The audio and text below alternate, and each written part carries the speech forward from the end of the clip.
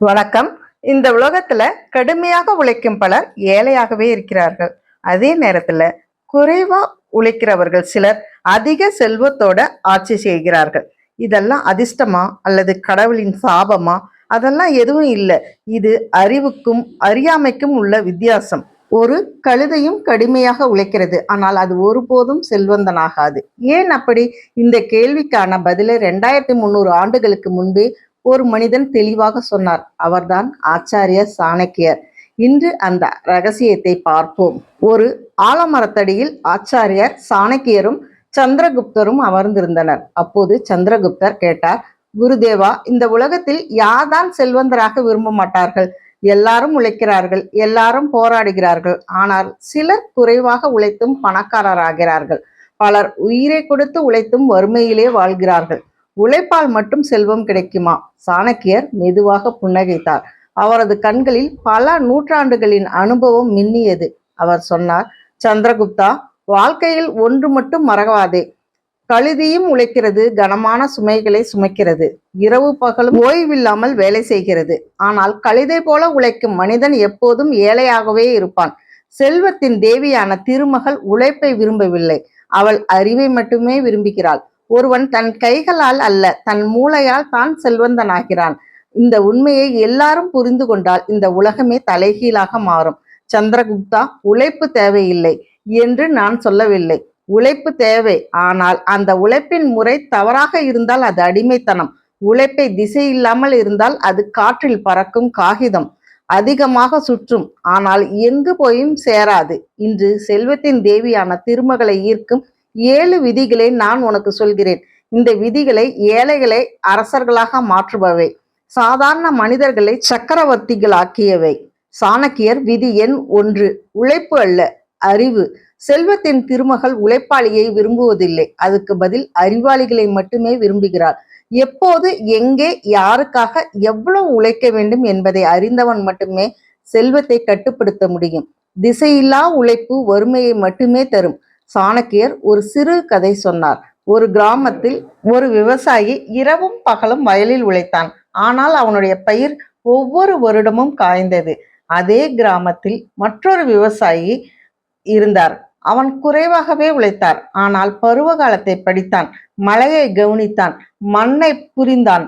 விளைவு வறுமை. விவசாயி வறுமையில், மற்றொரு விவசாயி செல்வ செழிப்பில். உழைப்பு ஒன்று மட்டுமே போதாது, அறிவுதான் திசை.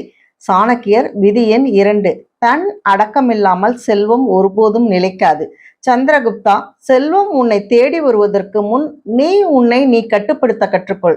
ஆசைகளுக்கு அடிமையானவன் செல்வத்தின் எஜமானனாக மாட்டான், அவன் செல்வத்தின் அடிமையாகத்தான் மாறுவான். திருமகள் பெரிய கதவுகளையும் தங்க அரண்மனைகளையும் தேடவில்லை. அவள் தேடுவது ஒழுங்கு. அவள் விரும்புவது தன்னடக்கம். தன்னடக்கம் இல்லாத இடத்தில் செல்வம் தங்காது. அது ஒரு ஓட்டை வீட்டை போல வந்த வேகத்தில் போய்விடும். செல்வம் பலவீனமானவர்களை சோதிக்க வருகிறது, வலிமையானவர்களிடம் தான் தங்குகிறது. தன் நடக்கம் இல்லையெனில் செல்வம் ஒரு சாபமாக மாறும். சந்திரகுப்தா, செல்வத்தை விரும்பினால் முதலில் உன்னை நீ உருவாக்கிக்கொள். தன் அடக்கமில்லாமல் செல்வம் நிலைத்தால் அது வரலாற்றில் முதல் முறை அது நிலைக்காது. சாணக்கியர் விதி எண் 3: செலவழிக்கும் கொள்கை இல்லாதவன் ஒருபோதும் செல்வந்தனாக மாட்டான். பணம் சம்பாதிப்பது ஒரு கலை, ஆனால் பணத்தை காப்பது அதைவிட பெரிய அறிவு. சந்திரகுப்தா, கவனமாக கேள். உழைத்து சம்பாதித்த பணத்தை ஒரே நாளில் வீணாக செலவழிப்பவன் தன் வியர்வையே அவமதிக்கிறான். திருமகள் அப்படிப்பட்டவனை ஒரு கணமும் மதிக்க மாட்டாள். பணம் ஒரு நண்பன் இல்லை, பணம் ஒரு அடிமையும் இல்லை. பணம் ஒரு நெருப்பு. அதை கட்டுப்பாட்டில் வைத்தால் அது ஒளி தரும். கட்டுப்பாடு இல்லையெனில் அதே நெருப்பு உன் வாழ்க்கையே சாம்பலாக்கும். சந்திரகுப்தா, ஒரு ராஜ்யத்தை வெளி எதிரிகள் மட்டுமல்ல, உள்ளே இருக்கும் வீண் செலவுகளும் அழித்துவிடும். பெரிய அரசுகள் கூட வெளிப்போர் காரணமாக அல்ல, தவறான செலவுகளால் வீழ்ந்திருக்கின்றன. ஒவ்வொரு நாணயத்தையும் செலவழிக்கும் முன் இந்த கேள்வியை கேள்: இது என் செல்வத்தை பெருக்குமா அல்லது அழிக்குமா? இந்த கேள்விக்கு பதில் இல்லாமல் செலவு செய்தால் நீ திருமகளை உன் கையாலேயே துரத்துகிறாய். சம்பாதிப்பது எல்லோருக்கும் தெரியும், ஆனால் சரியாக செலவழிக்க தெரிந்தவன் மட்டுமே செல்வத்தின் எஜமானான். மற்றவர்களின் பணத்தில் அடிமைகள். இது கடுமையாக தோன்றினால் உண்மை அப்படிதான். சாணக்கியர் விதி எண் 4. நேரம்தான் உண்மையான செல்வம். சந்திரகுப்தா, நீ தங்கத்தை இழந்தால் மீண்டும் சம்பாதிக்கலாம். ஆனால் 1 மணி நேரத்தை இழந்தால் அதை இந்த உலகத்தில் யாராலும் வாங்க முடியாது. அதனாலதான் புத்திசாலி மனிதன் பணத்தை எண்ணுவதற்கு முன் நேரத்தை கணக்கிடுகிறான். இந்த உலகத்தில் எல்லோருக்கும் ஒரு அளவு வழங்கப்பட்ட ஒரே சொத்து இருக்கிறது. அது 24 மணி நேரம். ஏழைக்கும் அதே, பணக்காரனுக்கும் அதே, அரசனுக்கும் அதே, பிச்சைக்காரனுக்கும் அதே. வித்தியாசம் உழைப்பில் இல்லை, அதிர்ஷ்டத்தில் இல்லை, பயன்பாட்டில்தான். பலர் தங்கள் நேரத்தை இந்த மாதிரி கொன்று விடுகிறார்கள். வீண் சிந்தனை, புலம்பல், தவறான நட்பு, அர்த்தமில்லாத பொழுதுபோக்கு. என் விதி சரியில்லை என்று சொல்பவன் உண்மையில் தன் நேரத்தை சரியாக பயன்படுத்தவில்லை. ஒரு செல்வந்தன் தன் நாளை 3 பகுதிகளாக பிரிக்கிறான். காலை திட்டமிடுதல், பகல் செயல்படுத்துதல், மாலை ஆலோசனை. மதிப்பீடு இதுதான் ஏழையும் அரசனையும் பிரிக்கும் கோடு. நேரத்தை மதிக்காதவன் செல்வத்தை கனவிலும் பார்க்க முடியாது. நேரத்தை வீணாக்குவது தங்க நாணயங்களை கடலில் வீசுவது போல. வித்தியாசம் என்ன தெரியுமா? தங்கம் மீண்டும் கிடைக்கலாம், நேரம் ஒருபோதும் கிடைக்காது. சந்திரகுப்தா, நீ உன் நேரத்தை அடக்கிய ஆள். தொடங்கிய நாளிலிருந்து செல்வம் உன்னை பின்தொடரும். நேரம் உன் அடிமை, ஆனால் பணம் தானாக வரும். ஆனால் நேரத்துக்கு அடிமையானால் வாழ்க்கை முழுக்க பற்றாக்குறைதான். சாணக்கியர் விதி எண் 5. அறிவில் முதலீடு செய், அது மட்டுமே உண்மையான செல்வம். சந்திரகுப்தா, தங்கம் அழியும், வெள்ளி கரையும், அரண்மனைகள் கூட சிதறும். ஆனால் அறிவு மட்டும் அழியாது. அறிவு திருட முடியாத செல்வம், காலத்தால் அழியாத ஒரே பொக்கிஷம். அதனால்தான் பண்டைய ஞானிகள் அறிவே மிகப்பெரிய செல்வம் என்று சொன்னார்கள். பணம் உன் கையில் இருந்தால் அது உன்னுடைய அறிவு, உன் மூளையில் இருந்தால் அது உன்னையே உருவாக்கும். ஒரு மனிதன் எவ்வளவு பணம் வைத்திருக்கிறான் என்பதை விட அவன் எப்படி யோசிக்கிறான் என்பதே அவனுடைய உண்மையான மதிப்பு. அறிவு கொண்டவன் வாய்ப்பை முன்பே பார்க்கிறான். அறியாதவன் வாய்ப்பு போன பிறகு அதிர்ஷ்டத்தை குறை சொல்கிறான். இருவரும் ஒரே இடத்தில் இருப்பார்கள், ஒரே நேரத்தில் இருப்பார்கள். வித்தியாசம் பார்வையிலும். பணம் இல்லாதவன் ஏழை இல்லை, அறிவு இல்லாதவன் உண்மையான ஏழை. ஏனென்றால் அறிவு இல்லாதவன் பணம் வந்தாலும் அதை கையாள தெரியாது. அதனால்தான் பலர் ஒரே வாய்ப்பை பெற்றும் வீழ்கிறார்கள். அர்த்தமில்லா ஆடம்பரங்களில் பணத்தை எரிப்பது அல்ல, உன் மூளையை தினமும் கூர்மையாக்கு. அனுபவங்களிலிருந்து கற்றுக்கொள். புத்திசாலிகளை அருகில் வைத்துக்கொள். இதுதான் வட்டிக்கு வட்டி தரும் ஒரே முதலீடு. அறிவில்லாத செல்வம் ஒரு ஆயுதம். குழந்தையின் கையில் இருப்பதைப் போல அது அவனையும் மற்றவர்களையும் அழிக்கும். சந்திரகுப்தா, உன் செல்வத்தை பொருள்களில் தேடாதே, உன் மூளையில் தேடு. அறிவு இருந்தால் செல்வம் உன்னை தேடி வரும். அறிவு இல்லையெனில் செல்வம் வந்தாலும் நிலைக்காது. வாய்ப்பை அடையாளம் காண்பவன் மட்டுமே பணக்காரன் ஆகிறான். சந்திரகுப்தா, வாய்ப்பு கதவை தட்டி வராது, அது அமைதியாக வரும்.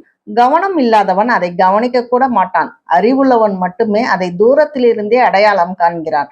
வாய்ப்பு எல்லோருக்கும் வருகிறது, ஆனால் எல்லோருக்கும் தெரியாது. ஒரே சந்தை, ஒரே காலம், ஒரே சூழல். ஒருவன் அதிலிருந்து செல்வம் உருவாக்குவான், மற்றவன் எனக்கு இல்லை என்று புலம்புவான். வித்தியாசம் அதிர்ஷ்டத்தில் இல்லை, விழிப்புணர்வில். நேரம் ஒரு காட்டு விலங்கு போல, அது நின்று காத்திருக்காது, திரும்பி பார்க்காது. பிடிக்க தெரிந்தவன் அதை அடக்குவான். தயங்கினால் அது உன் கண்ணுக்கு முன்பே நழுவி ஓடும். வாய்ப்பை தவறவிட்டவன் 2வது வாய்ப்பை கனவில்தான் பார்க்கிறான். ஏனென்றால் வாய்ப்பு அதே மனிதனை மீண்டும் நம்பாது. சாணக்கிய நீதி சொல்கிறது, தயக்கம் என்பது வாய்ப்பின் மிகப்பெரிய எதிரி. வாய்ப்பு வந்தபோது நீ தயங்கினால் அது உன் எதிரியின் கைக்கு போகும். அப்புறம் அவன் வெற்றி பெறுவதை நீ பார்க்க வேண்டி வரும். அதுதான் உண்மையான வேதனை. சந்திரகுப்தா, வாய்ப்புகள் வானத்தில் விழும் தங்கம் அல்ல, கண் உள்ளவனுக்கு மட்டுமே தெரியும். பாதைகள். நீ விழிப்புடன் இருந்தால் வாய்ப்புகள் உன் அடிமை, இல்லையெனில் நீ உன் வாழ்க்கையில் பார்வையாளன். சாணக்கியர் விதி எண் 7. செல்வத்தை பாதுகாக்க தெரியாதவன் அதை பெற தகுதியற்றவன். சந்திரகுப்தா, பணம் சம்பாதிப்பது எல்லோருக்கும் சாத்தியம்.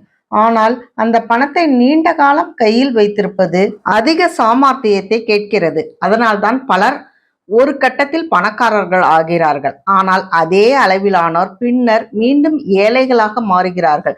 செல்வம் வெளி எதிரிகளால் அழியவில்லை, உள்ளே இருக்கும் அலட்சியத்தால் தான் அழிகிறது. ஒரே இடத்தில் எல்லாவற்றையும் வைத்தவன் ஒரே அடியில் எல்லாவற்றையும் இழப்பான். ஒரு ராஜ்யத்திற்கு ஒரே வாசல் இருந்தால் எதிரிக்கு அது வரவேற்பு. அதே போல உன் செல்வத்திற்கும் ஒரே வழி இருந்தால் அழிவு உறுதி. பாதுகாப்பு என்றால் பயந்து ஒளிப்பது அல்ல, பிரித்து வைப்பது, பரப்புவது, கணக்கிட்ட ஆபத்தை குறைப்பது. ஒரே தொழில், ஒரே வருமானம், ஒரே ஆதாரம். இவை பாதுகாப்பு இல்லை, இவை ஆபத்து அழைப்பிதழ். பண்டைய அர்த்த சாஸ்திரம் சொல்கிறது, பாதுகாப்பு இல்லாமல் வளர்ச்சி இல்லை. செல்வத்தை காக்காதவன் அதை சம்பாதிப்பதற்கே அர்த்தமில்லை. அவன் தன் உழைப்பையே அவமதிக்கிறான். சந்திரகுப்தா, செல்வம் வலிமையானவர்களை சோதிக்க வருகிறது, ஆனால் புத்திசாலிகளை மட்டுமே அது மதிக்கிறது. நீ செல்வத்தின் எஜமானனாக இல்லை, ஒரு தற்காலிக விருந்தினரா என்பது நீ பாதுகாப்பை உருவாக்குகிறாயா இல்லையா என்பதில்தான் இருக்கிறது. சந்திரகுப்தா, இப்போ நீ ஒன்று தெளிவாக புரிந்திருக்க வேண்டும். கடின உழைப்பு ஒரு கருவி மட்டுமே. அந்த கருவியை எப்படி பயன்படுத்துவது என்று முடிவு எடுப்பது அறிவு. உன் கைகள் உழைக்கட்டும், ஆனால் அவை அடிமைகளாக மாறவிடாது. உணர்ச்சியால் எடுத்த முடிவுகள் ஒரு நிமிட இன்பம் தரும், ஆனால் அறிவால் எடுத்த முடிவுகள் ஒரு வாழ்க்கையே உருவாக்கும். செல்வம் குரல் கொடுத்து வராது, அது தகுதியானவனை மௌனமாக பின்தொடரும். இது ஒரு கதை இல்லை, இது ஒரு ஊக்கம் இல்லை, இது ஒரு எச்சரிக்கை. புரிந்து கொண்டவன் உயர்வான், புறக்கணித்தவன் அதே இடத்தில் ஆண்டாண்டு காலம் சிக்கிக்கொண்டே இருப்பான். இப்போ தேர்வு உன்னுடையது. இந்த வீடியோ உன் மனசுல ஒரு சின்ன அசைவையாவது உண்டாக்கி இருந்தால் இதை வெறும் வீடியோவா விட்டு போகாதே. இது போல உன் வாழ்க்கையை மாற்றும் சாணக்கிய நெறிகள் தொடர்ந்து கேட்க இந்த சேனலை சப்ஸ்கிரைப் பண்ணிக்கோங்க. ஏனென்றால் அறிவு ஒரு வீடியோவால் மட்டும் வருவதில்லை, அது ஒரு பயணம். இந்த பயணம் இங்கே முடிவல்ல, இங்கேதான் ஆரம்பம். இந்த வீடியோ பிடித்திருந்தால் கமெண்ட்ஸ் பண்ணுங்க, மேலும் இந்த வீடியோவுக்கு ஹைப் பண்ணுங்க. மேலும் இந்த பயணத்தை தொடர சப்ஸ்கிரைப் பண்ணிக்கோங்க. நன்றி.